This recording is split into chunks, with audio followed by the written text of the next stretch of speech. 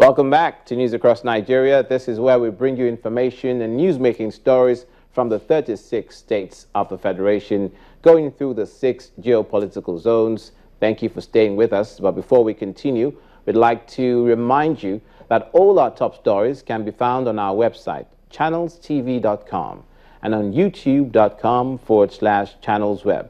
Please visit m.channelstv.com to see us live on your mobile device. You can also download the Channels TV app for Android, iOS, and Windows phones from their respective stores. We'd also be pleased to have you interact with the Eyewitness feature in the Channels TV app on the Android, iOS, and Windows platforms. If you have pictures or if you have videos you'd like to share with us, tap the app on your device, swipe to reveal the Eyewitness menu, and follow the instructions. Now to Akwa Ibom State, where the zeal to sanitize the state as enforced by the state governor, Adam Emmanuel, as he flagged off the sanitation exercise. Now, according to the governor, the initiative is to retain cleanliness and ensure residents imbibe a healthy living lifestyle. Governor Emmanuel has declared every last Saturday of the month in Akwa Ibom as Sanitation Day and urges the people to key into the scheme. Over the years, Akwa Ibom State has been known as the state with a strong culture for cleanliness. To reignite this culture, the state government has flagged off the Environmental Exercise Day.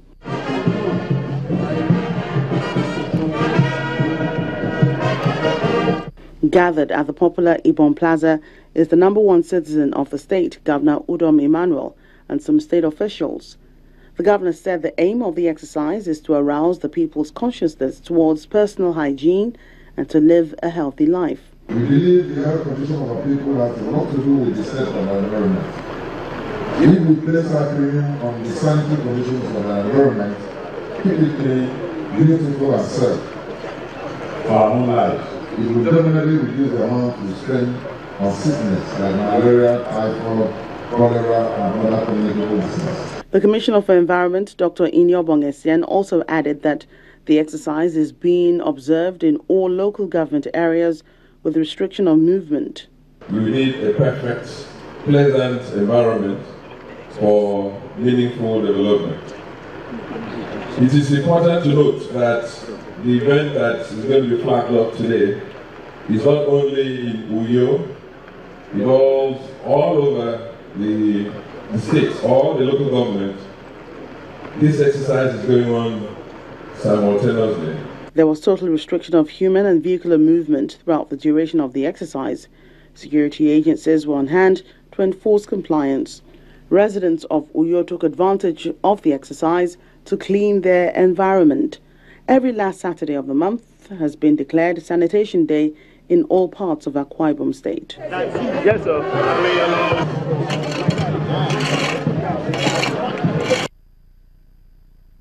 Well, you know what they say, cleanliness is next to godliness. In the Federal Capital Territory, residents of Kubwa Extension Phase 2, a satellite town in Abuja, have raised an alarm over an illegal citation of a dump site in their neighborhood by waste collectors.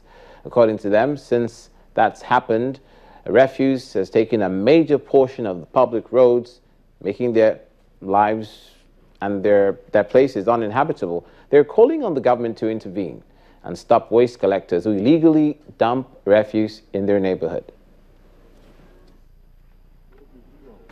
Kubwa is one very busy satellite town in Abuja, a few kilometers away from the city center. Recently, the town has become a haven for illegal waste disposal as waste collectors dump their waste indiscriminately by the roadsides. This dump site in Kubwa Extension Phase 3 is illegal, and the indiscriminate disposal of waste here has taken over the roads, constituting a serious nuisance for road users.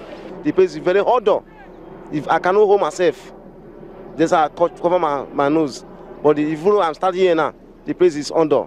Nobody, no human being that is bleed can live here even 24 hours.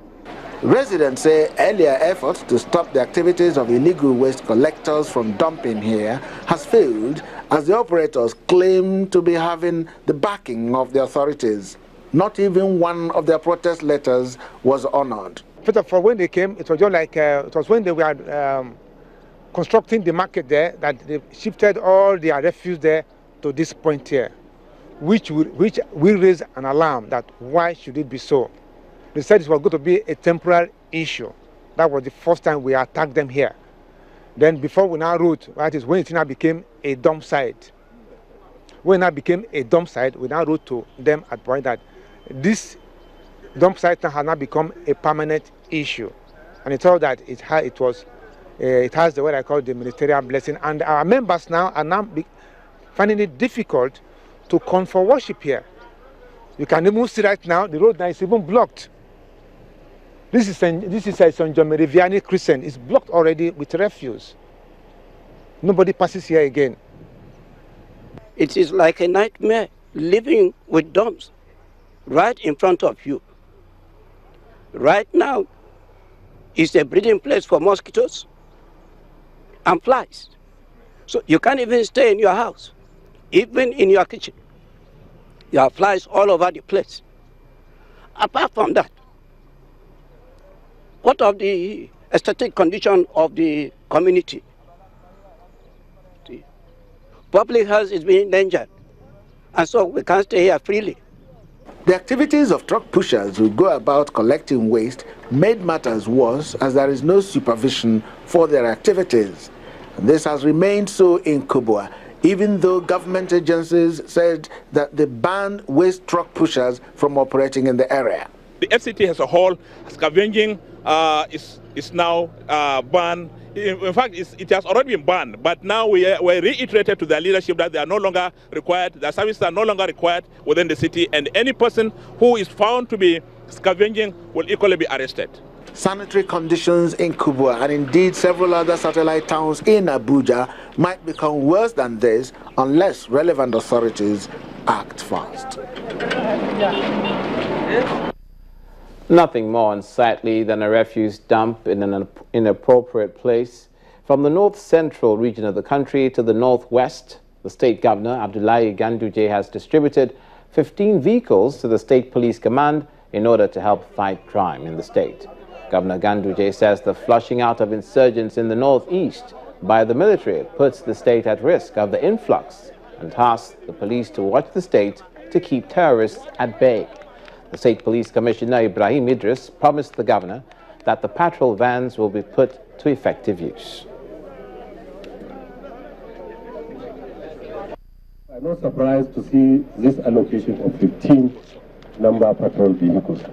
In fact, there is no better time we need patrol system than now, because when the insurgency is dismantled in the northeast, the next thing for them is to disperse into the neighboring states like Bauchi, Gombe, Yobe, and Kano to some extent. And Kano, being a commercial nerve center of the north, will be a very attractive station for them. These 15 vehicles, in addition to the previous vehicles we had, are now going to replace the dismantled checkpoints that we have along the highways. These vehicles are going to cover 24 hours by 7 days, which means they are located and stationed in locations along the highways, covering Kano through Wudil to Bauchi and Yobe State, Kano to Zaria Road, Kano to Jos, Kano to Gwarzo, Kano to Jigawa, and Kano to Katsina State. Equally, out of these 15 vehicles, Your Excellency, we are going to place some of them at the entry points to the Kano City.